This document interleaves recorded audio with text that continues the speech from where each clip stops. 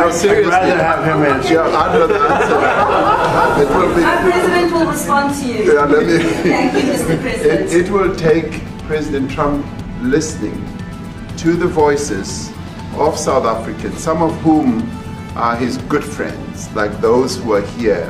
When we have talks between us on the around the quiet table, it will take President Trump to listen to them. I'm not going to be repeating what I've been saying.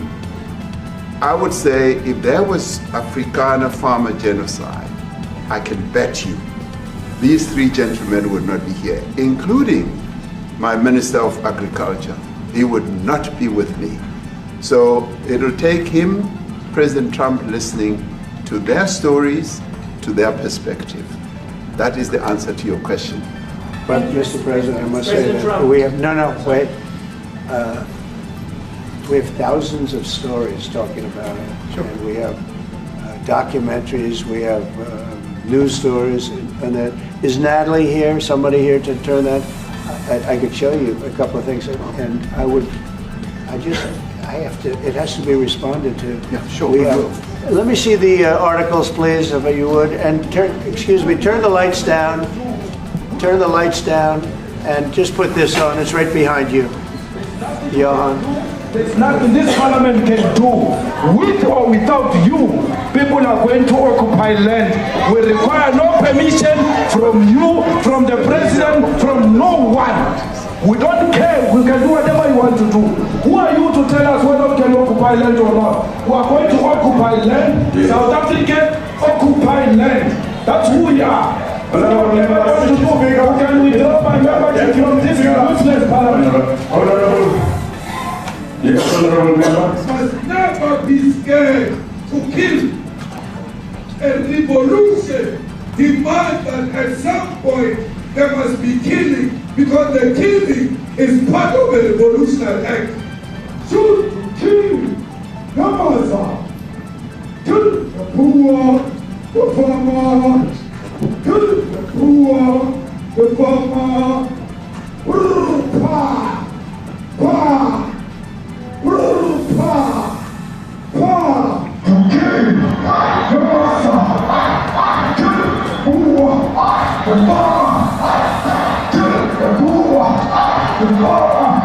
The man of D-Day in PE is a white man. So these people, when you want to hit them hard, go after a white man. They feel a terrible pain because you have touched a white man. Not because Pajama and Soli will not be touched. They will be touched, no one. But we are starting with this whiteness. We are cutting the throat of whiteness. Shoot, kill, Yamasa, kill the brewer, the farmer, kill the brewer, the farmer, pa, pa, pa. Shoot to kill, Yamasa, kill the brewer, the farmer, kill the brewer, the farmer, pa.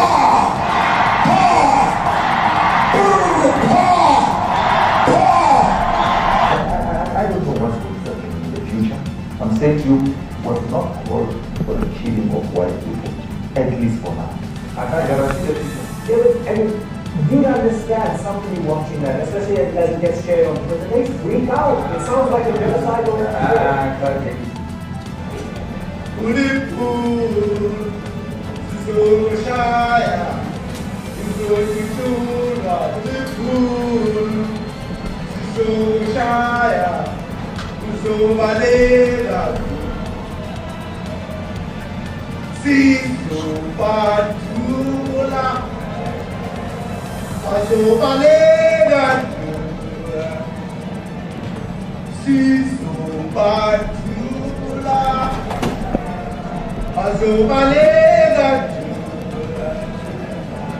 Who will expropriate land without compensation, whether they like it or not. If they object, they can seek refugee in America.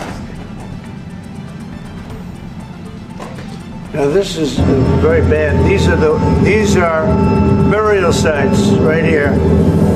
burial sites, over 1,000 of white farmers, and those cars are lined up to pay love on a Sunday morning.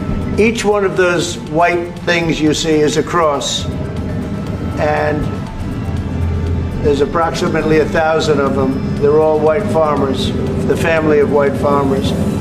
And those cars aren't driving, they're stopped there to pay respects to their family member who was killed. And it's a terrible sight. I've never seen anything like it. Both sides of the road you have crosses.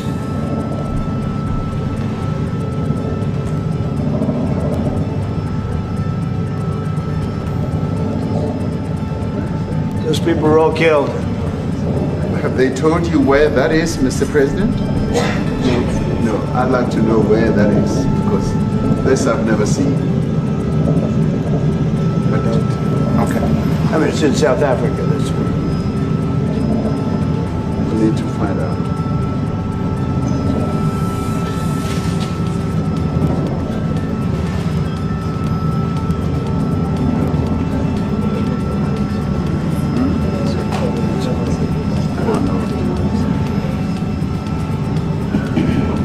Those people.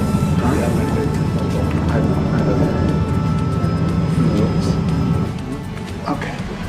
Mr. President, the Pentagon announced that it would be accepting a Qatari jet to be used as Air Force One. What are you talking about? You know, what are you talking about? Respond. You know, you to get out of here. What does this have to do with the Qatari jet? They're giving the United States Air Force a jet, okay? And it's a great thing. We're talking about a lot of other things. It's NBC trying to get off the subject of what you just saw. You are a real, you're a terrible reporter. Number one, you don't have what it takes to be a reporter. You're not smart enough. But for you to go into a subject about a jet that was given to the United States Air Force, which is a very nice thing, they also gave $5.1 trillion worth of investment in addition to the jet. Go back, you ought to go back to your studio at NBC, because Brian Roberts and the people that run that place, they ought to be investigated. They are so terrible the way you run that network, and you're a disgrace. No more questions from you. Go ahead. Go ahead, talk about that. His name is Peter something. He's a terrible reporter. Quiet. That's my question now. Let's go. Thank you so much. President Trump and a disaster from the NCA in South Africa. Thank you very much. Thank you very much. What would you like President Ramaphosa to do about the situation that we've just seen on the screen? I don't know. Look, these are articles over the last few days. Death of people. Death. Horrible death. Death. I don't know. To pick anyone, white South Africans are fleeing because of the violence and racist laws. And this is all, I mean, I'll give these to you. So when you say, what would I like to do? I don't know what to do. Look at this. White South African couple say that they were attacked violently. And, President Trump, when will you go and see for yourself if it is? well, I could do that. Look, here's burial sites all over the place. These are all white farmers that are being buried. And he asks about a jet that was given. You ought to be ashamed of yourself. You know, you are so bad. You're such a bad reporter.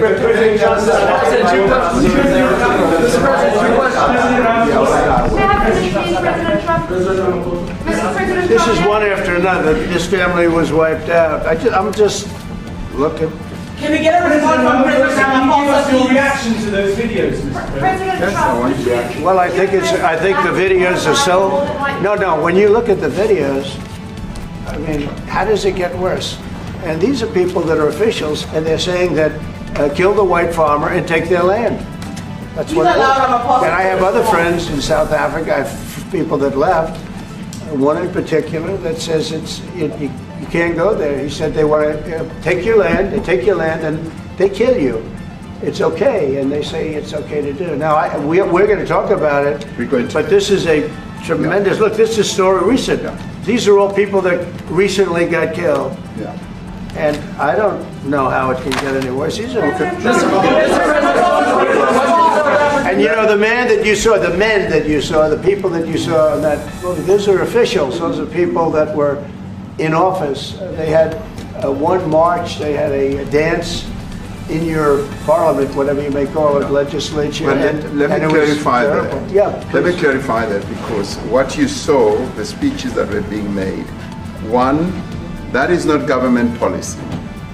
We have a multi-party democracy in South Africa that allows people to express themselves, political parties to adhere to various policies, and in many cases, or in some cases, those policies do not go along with government policy. Our government policy is completely against what he was saying, even in the parliament. And they're a small minority party, which is allowed to exist in terms of our constitution. But you do allow them to take land. No. You do allow them to take land. Nobody can and take then when land. they take the land, they kill the white farmer. And when they kill the white farmer, nothing happens to them. No, there is nothing happens to them. There is criminality in our country. People who do get killed, unfortunately through criminal activity, are not only white people. Majority of them are black people. And we have now been utilized. The farmers are not black. I don't say that's good or bad, but the farmers are not black. And the people that are being killed in large numbers, and you saw all those grave sites, and those are people that loved ones going, I guess on a Sunday morning, they told me, to pay respect to their loved ones that were killed. Their heads chopped off, they died violently. And you know, I mean, we're here to talk about it, and I didn't know we'd get involved here, but I will say this, that if the news wasn't fake, like NBC, which is fake news, totally, one of the worst, ABC, NBC, CBS, horrible, but if they weren't fake news like this jerk that we have here, if we had real reporters, they'd be covering it, but the fake news in this country doesn't talk about that. They don't want to talk about it, but now they have to talk about it. But they won't. This won't even be a subject. They'll have him talking about why did a country give a free, think of this, why did a country give an airplane to the United States Air Force?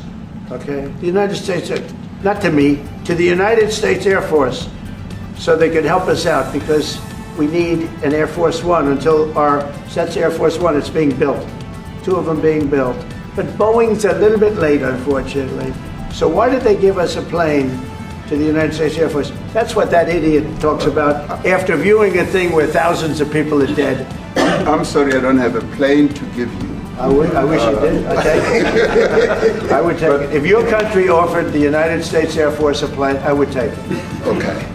But coming back to this issue, which I really would like us to talk about, and talk about it very calmly. We were taught by Nelson Mandela that whenever there are problems, people need to sit down around a table and talk about them. Well, there are problems. And this is precisely what we would also like to talk about, including, of course, trade matters, investment matters. So the issues that concern you as the United States. Those are all those are all deaths. Yeah, in many ways, I mean, one should say you are a partner of South Africa, and you are raising concerns, and these are concerns that we are willing to talk to you about. Let me just add quickly, you know, the criminality that we are experiencing in our country needs quite a lot of technological capability. And in one of our areas in South Africa, we're using US technology, which is able to in many ways identify where shootings are happening and all that. And I'd like to talk about that, because there is support that we can get from you as the United States to help us deal with all these acts of criminality. And that is what I believe partnership is all about. And we are here as a partner so that we can help each other whenever there are challenges. So I'd like us to discuss it, and of course outside of the media, so that we sit down and have a really good discussion that will lead to good outcomes. Are there any other punitive measures that could be in place should you not be satisfied that South Africa is fixing some of the very bad things, inverted commas, that you tweeted are happening? Well, there are a lot of bad things happening in many countries, but this in particular has been very, very bad, and because of we're going to have the whole world watching in another short period of time because you have the G20, and that's a big deal. And it seems like, I want you to look good. I don't want you to look bad. Very good. But we have hundreds of people, thousands of people trying to come into our country because they feel they're going to be killed and their land is going to be confiscated. And you do have laws that were passed that gives you the right to confiscate land for no payment. You can take away land for no payment. I want to clarify that because we have a constitution. Our constitution guarantees and protects the sanctity of tenure of land ownership. And that constitution protects all South Africans with regard to land ownership. However, we do say, because we've got to deal with the past, the government, and as your government also has the right to expropriate land for public use. And you're doing that. And we've never really gotten underway with that. And we are going to be doing so. You're taking people's land away we have not. from them. We have, and those people in many cases are being executed. They're being executed.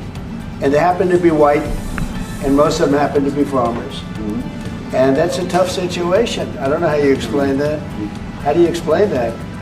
They're taking people's land away, and in many cases those people are being executed, and in many cases it's not the government that's doing it, it's people that kill them and then take their land, and nothing happens to them. But we have thousands of people that want to come into our country. They're also going to Australia in a smaller number. But we have thousands of people that want to come into our country, and they're white farmers, and they feel that they're going to die in South Africa, and it's a bad thing. Yeah, please. What can South Africa do? What concessions would you like to see them make to improve relations with the United States? Then I have one more for President Ramaphosa afterwards. Well, we just spoke about, I got them a very, very complex machine, 150 of them, and I was asked by the president if it could help, and I did that. And I have great feeling for all countries. I deal with all countries, but I have a great feeling for South Africa because I have friends. I have a couple of friends, a few friends here today. I have many friends from South Africa, but many of those friends are not, they can't go back. I have Elon is from South Africa. I don't want to get Elon involved. That's all I have to do, get him into another thing. But Elon happens to be from South Africa. This is what Elon wanted. He actually came here on a different subject, sending rockets to Mars, okay? Yes. He likes that better. He likes that subject better. That's right. But Elon is from South Africa, and I don't want to talk to him about that. I don't think it's fair to him. That's right. But I will say that people are fleeing South Africa for their own safety. Their land is being confiscated, and in many cases they're being killed. And that scene of, you see how many crosses they have. Those crosses, that's a dead person in every one of them. And those trucks or cars are paying their respects to all of those dead people on a Sunday morning. That's a rough thing to explain away. And the problem we have, and the way, a correct and a fair media exposes things. But we have a very corrupt media. They won't even report this. If this were the other way around, it would be the biggest story. Now, I will say apartheid, terrible. That was the biggest story. That was reported all the time. This is sort of the opposite of apartheid. What's happening now is never reported. Nobody knows about it. All we know is we're being inundated with people, with white farmers from South Africa. And it's a big problem. Marco Rubio was telling me he's never seen anything like it. The numbers of people that want to leave South